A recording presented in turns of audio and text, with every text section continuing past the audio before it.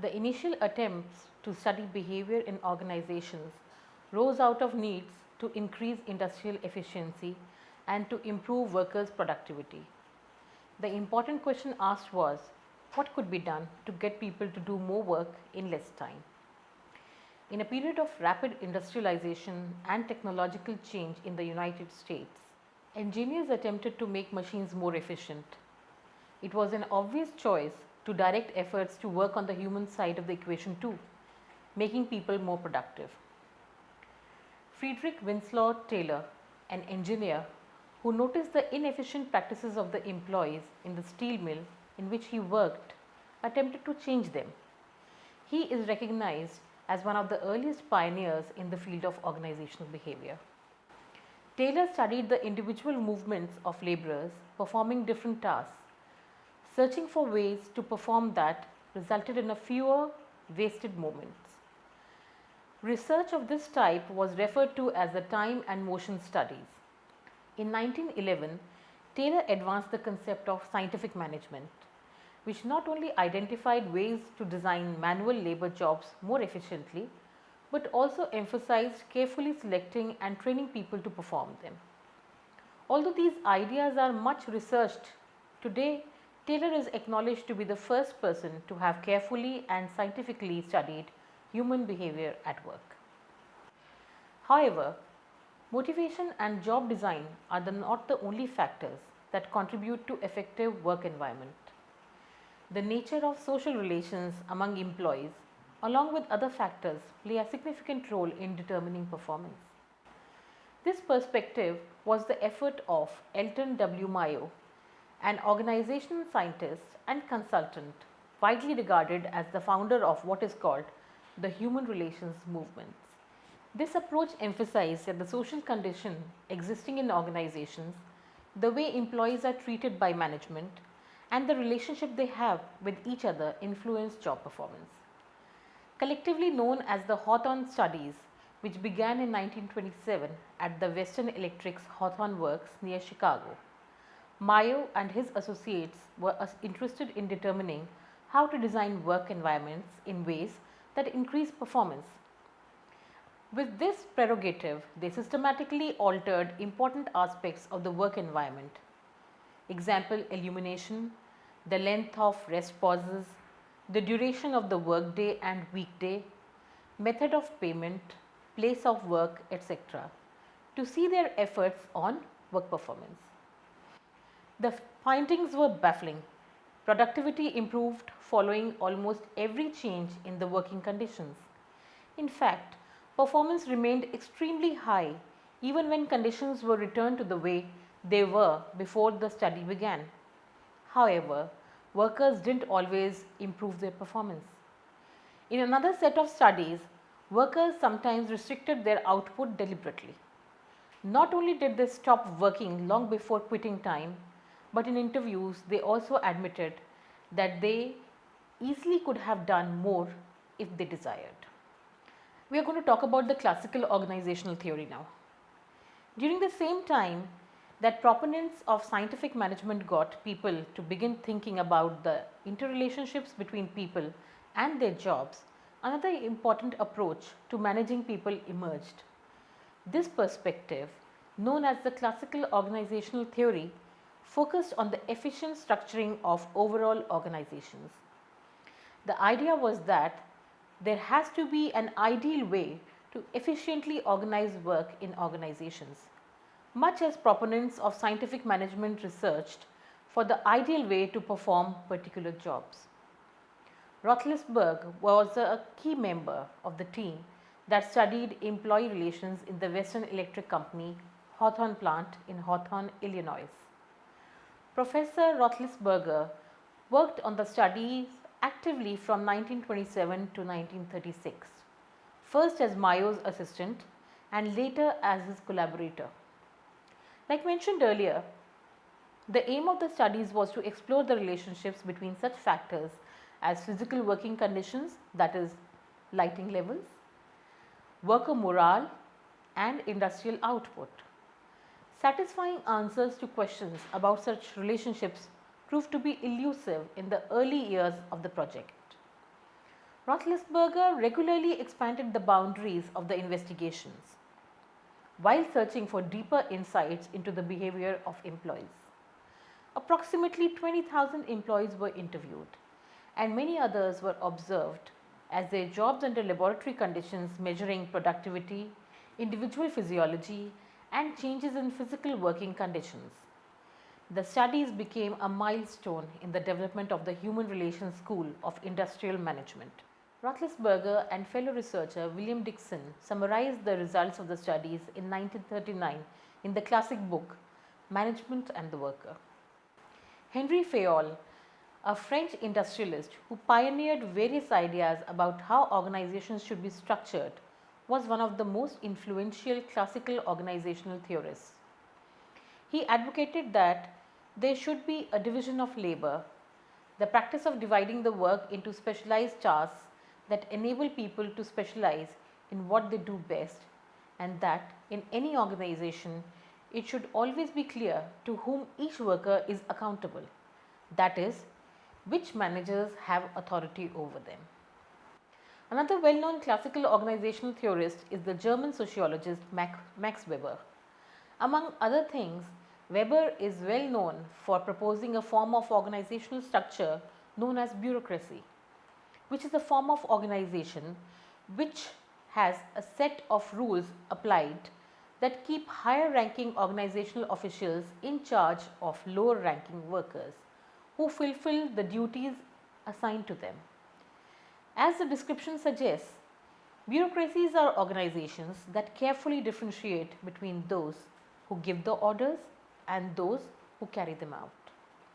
Weber's interest in the nature of power and authority, as well as his pervasive preoccupation with the modern trends of rationalization, led him to concern himself with the operation of modern large-scale enterprises in the political, administrative, and economic realm. Bureaucratic coordination of activities, he argued, is the distinctive mark of the modern era. Bureaucracies are organized according to rational principles. Offices are ranked in a hierarchical order and their operations are characterized by impersonal rules. Incumbents are governed by methodical allocation of areas of jurisdiction and delimited spheres of duty. Appointments are made according to specialized qualifications rather than inscriptive criteria. This bureaucratic coordination of the actions of large number of people has become the domain structural feature of modern forms of organizations. Only through this organizational device, large-scale planning has become possible for both the modern state and its economy. Mobilize and centralize resources of political power, that is, which have been dispersed in a variety of centers in feudal times, and its aid could mobilize the economic resources to lay fallow in modern times. Bureaucratic organizations have shaped the modern politics, modern economy, and modern technology, and they have also proved as technically superior to all other forms of administration. For example, machine production is superior to handcraft methods. We are going to talk about organizational behavior, the latest development. A century ago, when scientists first became aware of importance of managing people, their primary challenge involved getting individuals to work efficiently and be productive in the organizations, whatever is the toll on them. Treating people like machines and making them work as hard as possible was the call of the day. Then we became more aware of importance of human element in the workplace. To treat people in a more human manner was approved. Today, called the infotech age, a computer technology has made it possible to eliminate vast amount of labor work. Much boring and dangerous physical labor has been eliminated by computer technology, and this has in turn changed considerably the way people work. Modern technology also has changed the way managers operate. Traditionally, employees at the lower level of the ladder gathered information and fed it to higher level workers, who then analyzed it all and made decisions for the subordinates. Today, however, easy access to information in computer databases has made information available to even the grassroots level workers, and hence he can make his or her decisions. And although some managers still exercise authority over decision making and on behalf of their workers, today we are likely to see employees making many of their own decisions with the aid of information stored in computers which are highly involved in their subordinate work. Now they are free to concentrate on the big pictures and to come up with innovative ways to improve the whole organization.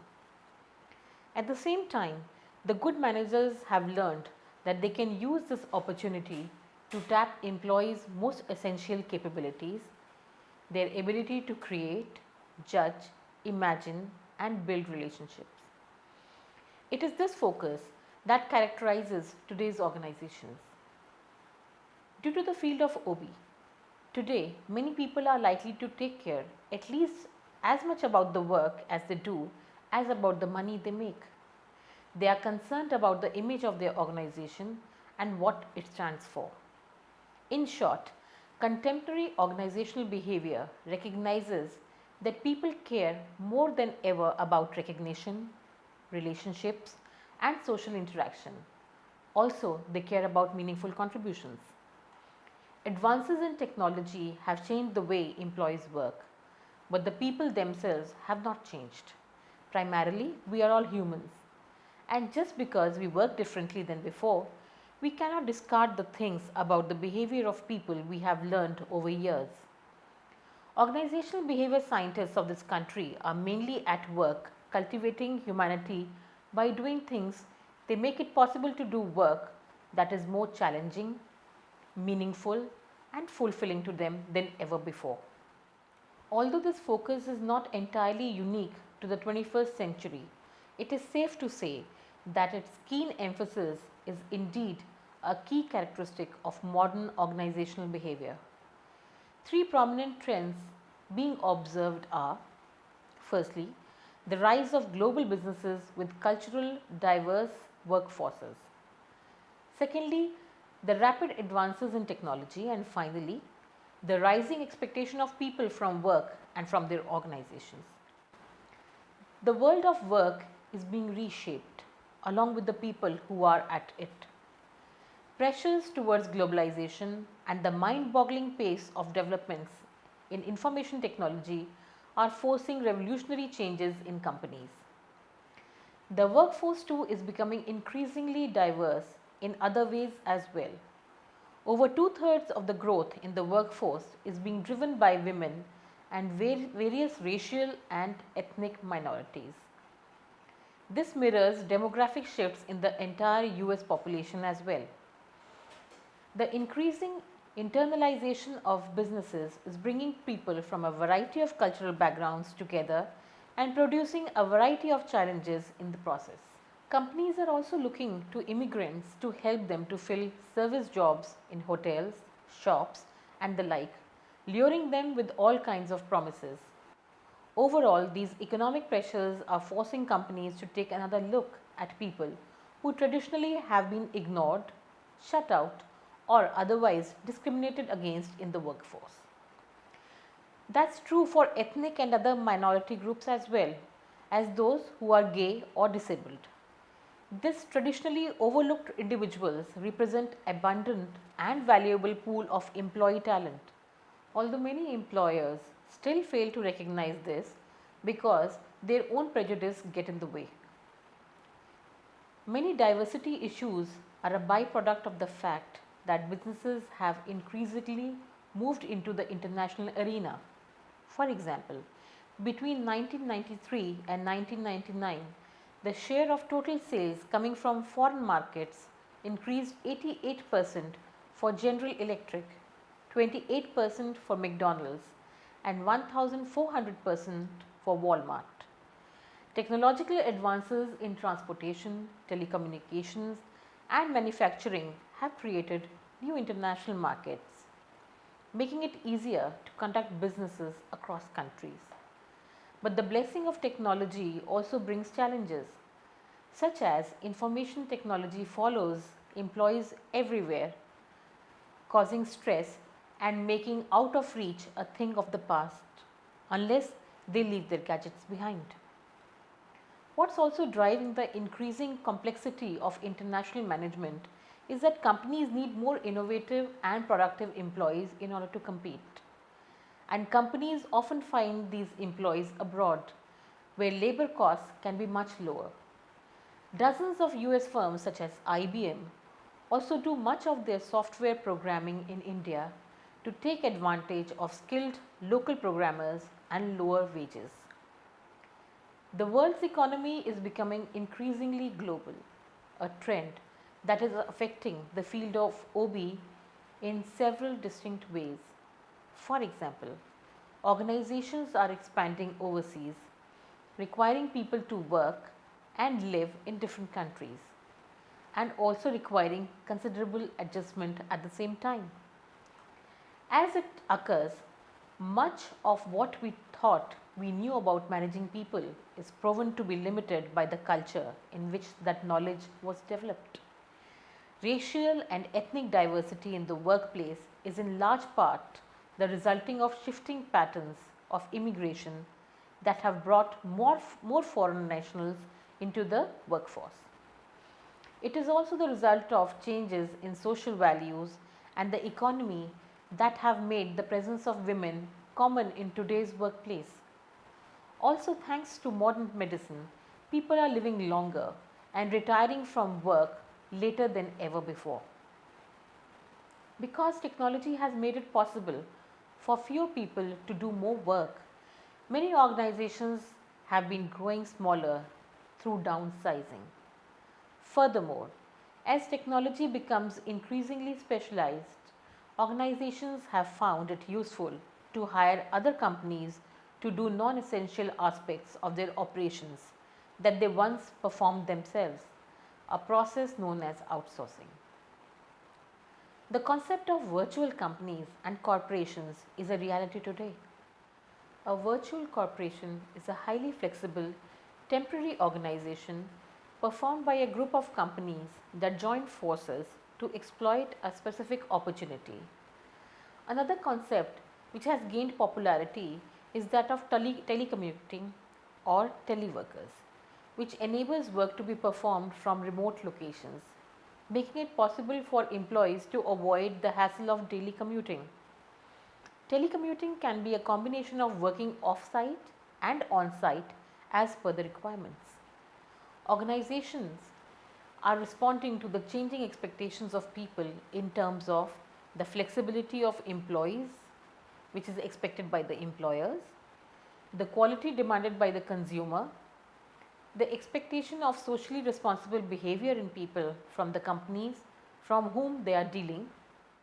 In terms of flexibility, we find organizations bending to make their employees more comfortable.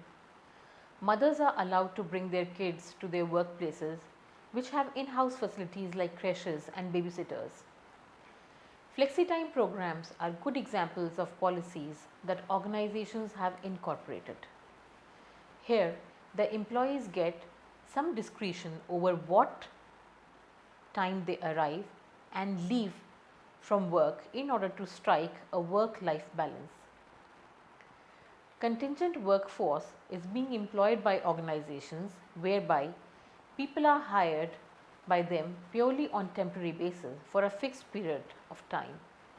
This trend is most comfortable to companies who cannot or do not want to hire full-time employees and to the individuals who are interested in working only occasionally.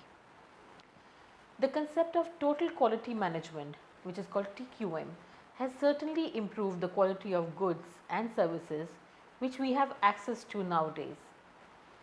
TQM means that the organization's culture is defined and supports the constant attainment of customer satisfaction through an integrated system of tools, techniques, and training.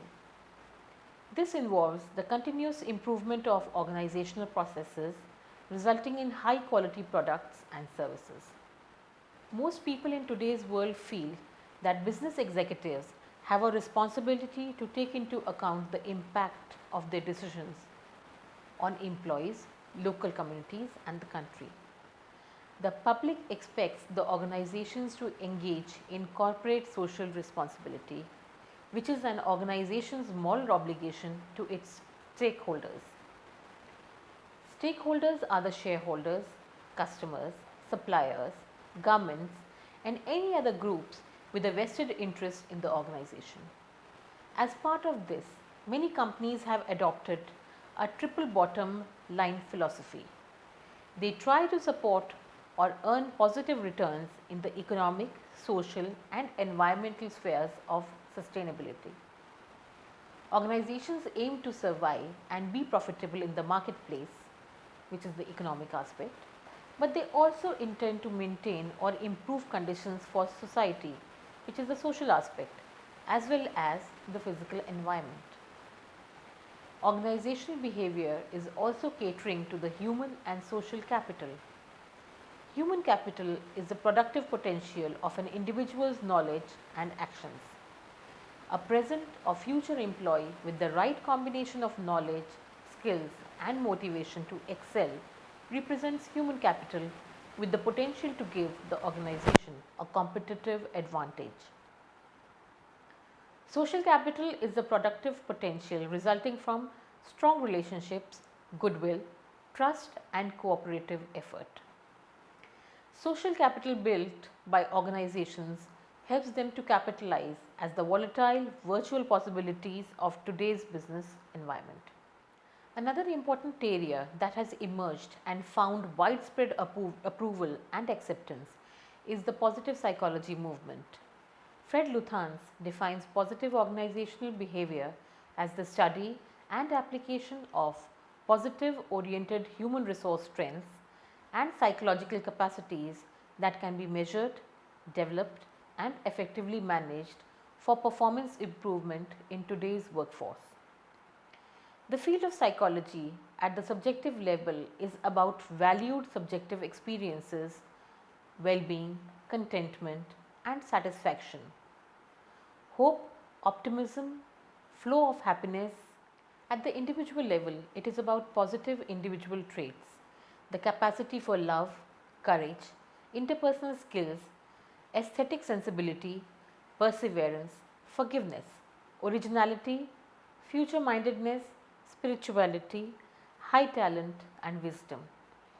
At the group level, it is about civic virtues and the institutions that move individuals towards better citizenship, responsibility, nurturance, altruism, civility, moderation, tolerance, and work ethics. Lastly, the internet, the global network of computers, softwares, cables, servers, switches, and routers is here to stay as the business tool. E-business, or using the internet to facilitate every aspect of running a business, is a new trend observed in organizational behavior. E-business has significant implications for managing people at work because it eventually will seep into every corner of life, both on and off the job. 21st century managers are indeed in the fast paced internet age. E leadership and e communications are also the need of the hour. Leaders and followers exist on networks and go across traditional organizational and community boundaries. Today, managers need to be masters of concise, powerful emails and voicemail managers as well.